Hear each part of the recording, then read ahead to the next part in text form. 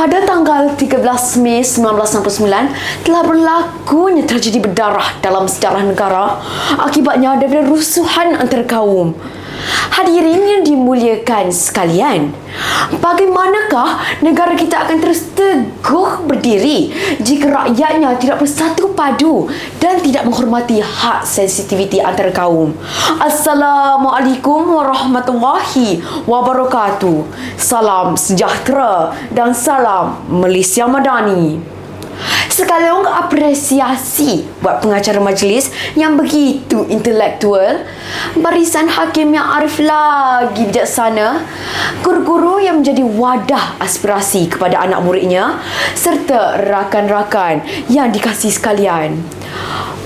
Pada hari yang penuh bermakna ini, saya ingin menyampaikan sebuah pidato yang berjudul Bersama Membina Negara Bangsa. Hadirin yang dimuliakan sekalian, rukun negara amat penting bagi sesebuah negara bagi menjamin keamanan dan keharmonian negara. Justru pada hari ini saya akan menguraikan 3 subtopik rukun negara, iaitu kepercayaan kepada Tuhan, keluhuran perlembagaan dan kesopanan dan kesusilaan. Prinsip pertama yang saya ingin menghuraikan ialah kepercayaan kepada Tuhan. Agama merupakan identiti bagi sesebuah masyarakat dalam kehidupan seharian. Setiap agama menyeru penganutnya berkelakuan baik walaupun agama berbeza. Malangnya, di media sosial kita sering melihat orang-orang mengeluarkan kata-kata kesat dan ada juga yang berani menghina orang lain. Tetapi saya yakin jika setiap rakyat Malaysia mengamalkan budaya hormat menghormati, Malaysia akan terus berkekalan sebagai negara yang aman dan harmoni. Prinsip kedua yang saya ingin menghuraikan pula ialah keluhuran perlembagaan.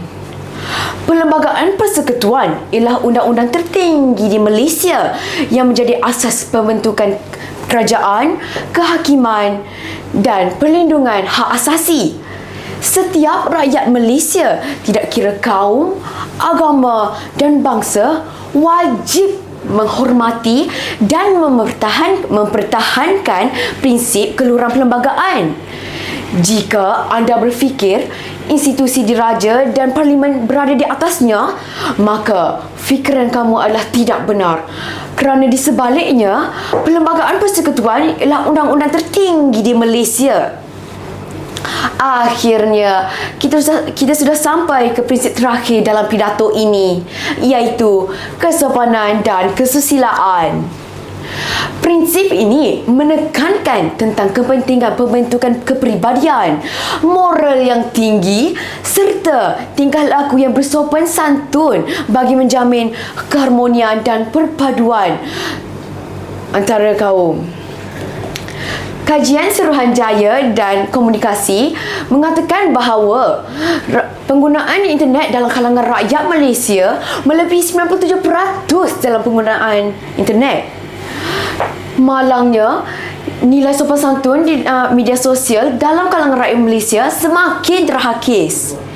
Tetapi saya yakin bahawa setiap rakyat Malaysia boleh mengubah diri ke arah yang lebih baik dengan mengamalkan budaya sopan santun. Jika setiap rakyat, tidak kira kaum, bangsa atau agama, mengamalkan budaya ini, Malaysia akan terus berkekalan sebagai negara yang aman, harmoni dan makmur. Konklusinya, rukun negara dapat melahirkan rakyat yang jati diri, berbangga dengan diri sendiri, serta negara yang dapat melahirkan rakyat yang beridentiti, berkualiti serta berjati diri. Akhir kalam, wabillahi taufiq wal hidayah. Wassalamualaikum warahmatullahi wabarakatuh. Sekian, terima kasih.